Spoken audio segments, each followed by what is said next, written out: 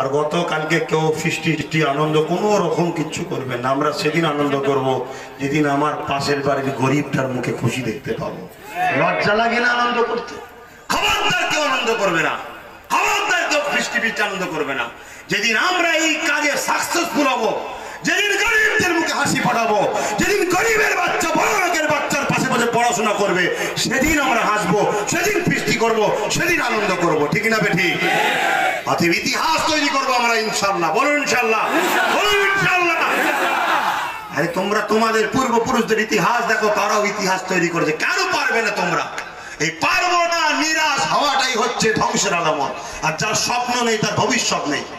স্বপ্ন জাগে না যে আমার বাচ্চা আমেরিকায় পড়বে, আমার বাচ্চা লন্ডন থেকে পড়ে আসবে, এসে দেশের বড় ডাক্তার হবে, দেশের বড় লয়ার হবে, এই স্বপ্ন জানি না তোমাদের? 500 টাকায় বিক্রি হয়েছে, চাল কিনে নিয়ে চলে গেলে কই গো রান্না করে খাবো। কি জীবন তোমাদের? আমার প্রয়োজন ছিল না এই কাজ করার। ডেলি 3টে জলসা করবো কি 2টো জলসা করবো, 50 1 লাখ লাগবে। এ দিয়ে জলসা লিবার লোকের অভাব আছে। কি বলে আমার ফাঁকা নেই। কথা বুঝে আসছে না? নাই ভাই অনুরোধ করছি, ভাই হিসাবে ভিক্ষা চাইছি, বুঝাতে চাইছি, তোমাদের ঘরে মহান স্রষ্টা সৃষ্টি করেছে, কিছু দায়িত্ব আছে।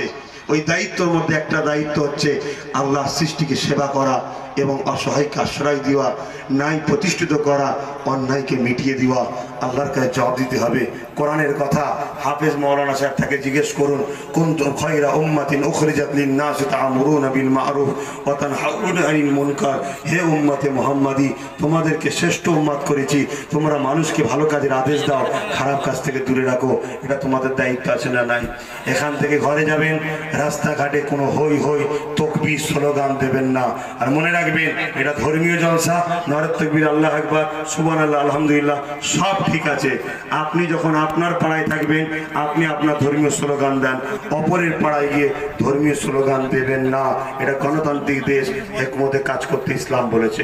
কথা বুঝে আসছে নয়?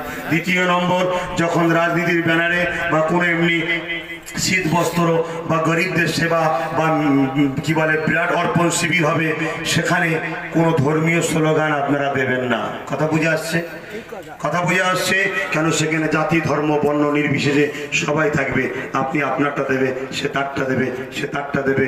একটা বিশৃঙ্খলা না করে আমাদের লক্ষ্য হলো মানব সেবা, মানব প্রেমের স্লোগান থাকবে, রাষ্ট্র সেবা, রাষ্ট্রপ্রেমের স্লোগান থাকবে।